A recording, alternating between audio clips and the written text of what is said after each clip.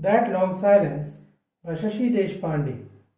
Characters, Summary, Analysis. Hello and welcome to the discourse. That Long Silence is a novel by Shashi Deshpande that was first published in 1989.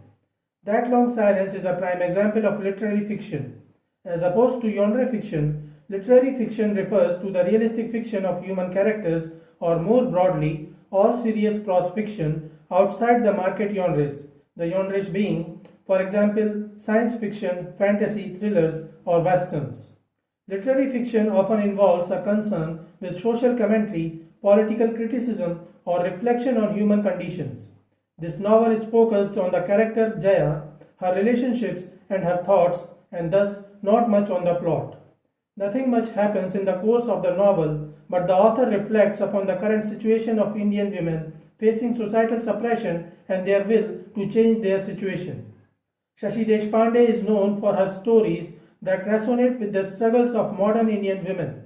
While she questions and attacks the patriarchal norms of society, unlike a radical feminist, she doesn't attack men for these social anomalies. That Long Silence is not a story of a single woman, but it's a story of many women whose dreams, emotions, and feelings are getting crushed by norms of our society. In addition, the other major theme of the novel is the importance of communication and the expression of feelings and love between a couple sans which their relationship and family go to tatters. Characters of That Long Silence. Jaya is the protagonist of the novel, a married woman, mother of two kids, a son and a daughter, Rita. She belongs to a middle class Indian joint family. As a child, she was a clever, curious, and bright student with a desire to become a writer. However, her grandmother encourages her to act more conventionally so she can get a husband when she grows up, explaining that civilized and cultured girls are skilled at cooking, cleaning, and household labor. In addition, she tells Jaya to learn to be more accommodating and to keep quiet when she disagrees so that she may develop good relationships with her in-laws after her marriage. The teachings of her grandmother and mother deeply influence her, and eventually she becomes a subservient young woman. Her father is a government servant and her mother is a housewife. Ravi, her elder brother, is a settled married man. Mohan is Jaya's husband. He works at a private firm. He is aware of his duties as a patriarchal man and husband in society, but he is not comfortable with that. He is ambitious and wishes to attain and offer the best facilities for his family. Ramu Kaka is Jaya's uncle, the elder brother of her father. Kamat is a widower living in the neighborhood of Jaya. His only son is settled abroad and Kamat lives alone. Jaya develops a friendly rapport with him, though she keeps it a secret. The title and the theme. If I were a man and cared to know the world I lived in, I almost think it would make me a shade uneasy, the weight of that long silence of one half of the world. Shashi Deshpande used this statement by Elizabeth Robbins, the famous actress, writer, novelist, and activist, as an epigraph for her novel, and the title comes from that statement. That Long Silence refers to the forced suppression of expression by women in general because of societal and cultural discrepancies. It is a scathing critique of our social institutions like marriage and family, and the way they stifle the growth and free expression of the individual. The novel traces Jaya's passage through the plethora of self-doubts, fears, guilt, smothered anger, and silence toward articulation and affirmation. Jaya is caught in an emotional eddy and endeavors to come to terms with her protean roles while trying, albeit in vain, to rediscover her true self, which is but an ephemera, an unfulfilled wife, a disappointed mother, and a failed writer. Jaya, in fact, rejects the patriarchal notion of a unitary self or identity. She realizes that her silence and suppression are not only harming her, but it is detrimental to her family and her husband too. The main theme of the novel is the lack of communication. Summary of That Long Silence. The novel begins as Jaya and Mohan prepare to shift from their well-settled, comfortable house to their old house in Dadar, Bombay, where they had stayed immediately after getting married when their financial condition was not good. They shift into their old apartment because Mohan has been caught in some business malpractice and an inquiry is in progress. Here, in a small old flat, Jaya gets out of touch with her daily schedule and becomes an introvert. She sits deep in contemplation, thinking of her childhood and tries to analyze herself. Jaya finds that she is an unsatisfied woman. She is neither a good wife nor a good mother, and she remembers how she failed as a writer.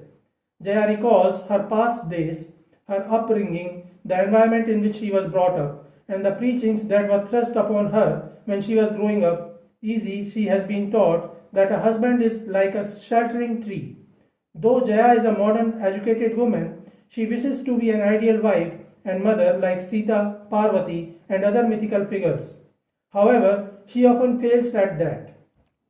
She remembers her daughter Revati's last birthday and how she and Revati felt Mohan loved his niece more than his own daughter. But she does not say anything to Mohan as he only dismisses it as her writer's imagination and nothing more. She always wishes to proceed as per her husband's wish. Jaya feels that a woman's identity is defined by others in terms of her relationship with men, that is, as a daughter, as a wife, as a mother, etc. The question what a woman does is never asked, but who she belongs to is always considered important. She doesn't have an identity of her own. Even her name is not her own and it keeps changing. She has two names, Jaya and Suhasini. Jaya, which means victory, is the name given by her father when she was born, and Suhasini, the name given after her marriage, means a soft, smiling, placid, motherly woman. Both the names symbolize the traits of her personality. The former symbolizes revolt and the later submission. Jaya remembers how painstakingly her uncle Ramu Kaka prepared a family tree mentioning all the members of their family. However, Jaya's name was not on that list, nor was her sister's. When Jaya asked her uncle why her name was not included in the family tree, she came to learn that she now belongs to her husband's family and not her father's. All these thoughts continue to make her feel depressed and she becomes more distant from her husband. Mohan faces further disgrace when he is found guilty of counterfeiting at his job and fired. Jaya's sister Kusum visits Jaya and discusses her own husband from whom she has recently separated. Jaya thinks that Kusum's abusive husband and her own distant one have very different flaws, but that they stem from the same cultural expectations of the way men should treat women. Next, Jaya meets with her brother Ravi, who speaks harshly about Mohan. When Mohan learns about this, he is angry with Jaya. Jaya fails to realize that Mohan seeks her support in this difficult period. Mohan tried to discuss his issues with Jaya, but she didn't know what to say and how to console him. Because of her silence during all these years, she has forgotten to express her thoughts. On the other hand, Mohan thought she was behaving like this because he had lost his job. Misunderstandings started to occupy the gaps made by Jaya's silence. Neither of them has ever been comfortable talking about their feelings and fears with each other.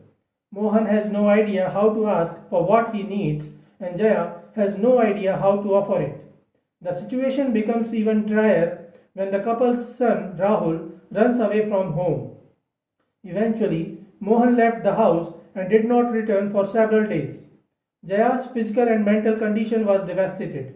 She had no clue how to manage without Mohan. During all those years, she was only a follower and she did not learn how to make decisions of her own. She begins to contemplate her past. As a child, she was a very curious and brilliant student who aspired to be a writer. Her grandmother was quite unhappy with her inquisitive nature.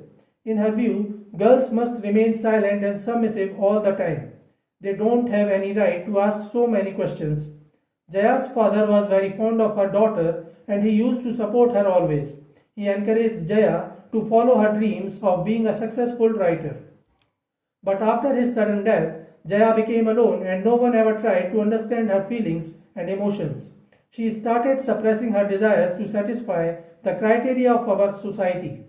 In the subsequent time, she got married to Mohan. Mohan was a good man, but he was also a man, and just like every other man in our society, he also never made the effort to understand Jaya's heart and her feelings. He thought that whatever he would do or say, Jaya would follow him blindly. So he never bothered to ask about her views for small to big decisions. They shifted to Bombay and there Jaya gave birth to her son Rahul and daughter Rati. Her world revolves around her family. Initially, they stayed at a small house in Dadar, Bombay because their financial condition was not so good. Gradually, Mohan continued to make progress in his career and soon they bought a new, bigger, much comfortable house in a better locality. Kamath was a widower, Jaya's neighbor upstairs in Dadar. He was a lonely man whose only son was living abroad. As Mohan remained busy in his office and Jaya's kids spent most of their time in school and studies, Jaya developed a rapport with Kamath. However, she kept it a secret. During her first pregnancy, Jaya suggested that Mohan should cook. Mohan didn't like the idea because it is not man's job, but since there was no other woman to help, he did. However, she confessed to Kamath that the sight of Mohan cooking made her uneasy because she thought it was unmanly. Jaya always wished to become a writer, so in her free time, she begins writing stories. She made a good start as a writer by creating a story that won first prize and was published in a magazine. But Mohan's reaction to the story was very disheartening. He assumed the story was about their personal lives. He was worried and pained to think that people he knew would think he was the kind of person the man in the story was. Jaya was hurt by this discouragement.